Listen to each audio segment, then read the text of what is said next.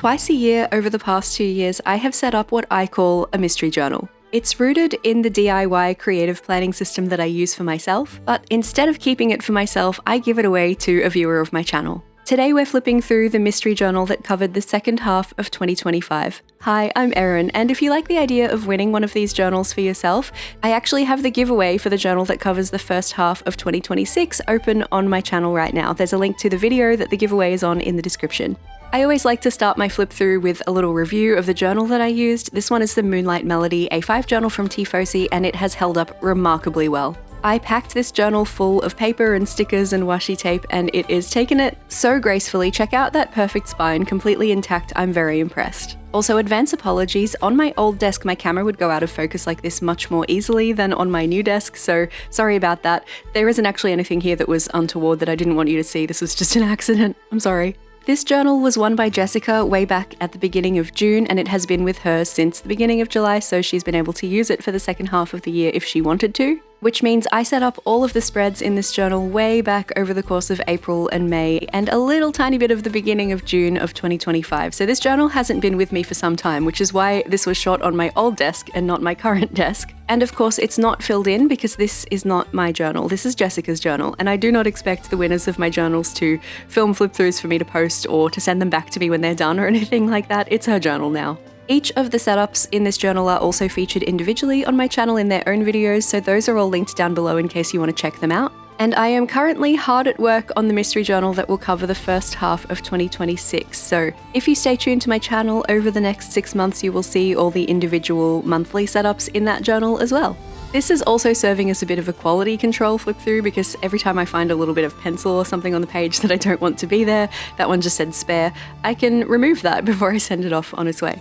This journal had an overarching magical theme, so every one of the themes and the setups inside I wanted to have just a touch of magic about them.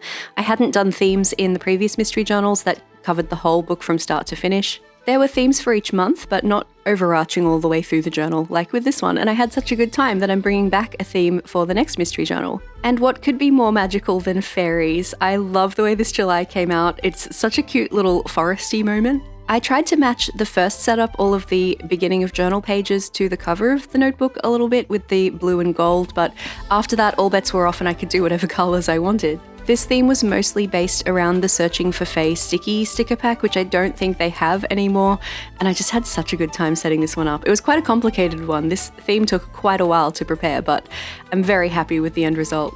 Since this journal doesn't actually stay with me, it gets used by a person I don't know anything about at the time when I'm setting it up.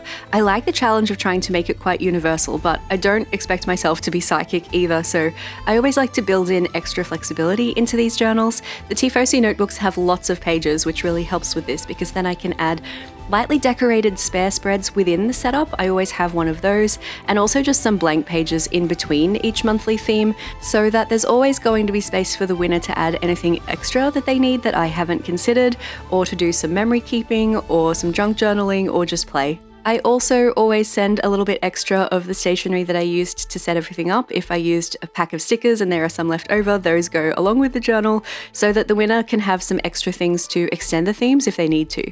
I've taken to viewing my mystery journal project as kind of a use up the stash project for myself. It gives me the opportunity to play with stationery that maybe I wouldn't usually put in my own journal, or that I've had in my stash for a while and I haven't found a use for yet. I'll kind of challenge myself to use up only what I have to put together the mystery journal.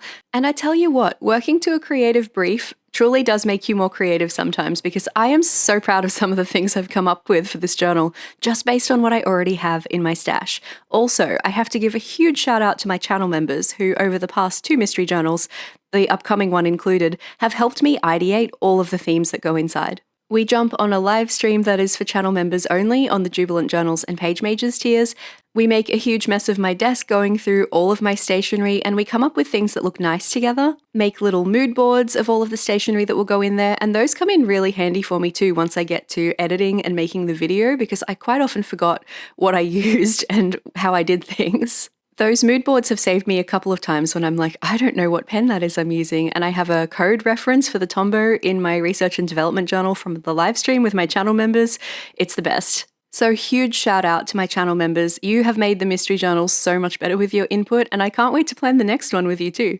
Another thing the mystery journal gives me the opportunity to do is to think more about how a person who works a more typical job than I do, given that this YouTube channel here is my job, to think about how that person would approach a journal and try to make it universally accessible, universally useful. Because I feel like that's also going to be somewhat more useful for a viewer of my channel, potentially to incorporate into their own planning practices, rather than my own spreads, which are very much tailored to my self-employed work from home lifestyle. It's my hope that some of you watching will see a layout that you think might work for you and try it in your own journal, and hopefully benefit from it or find a way to adapt it into something that does work for you.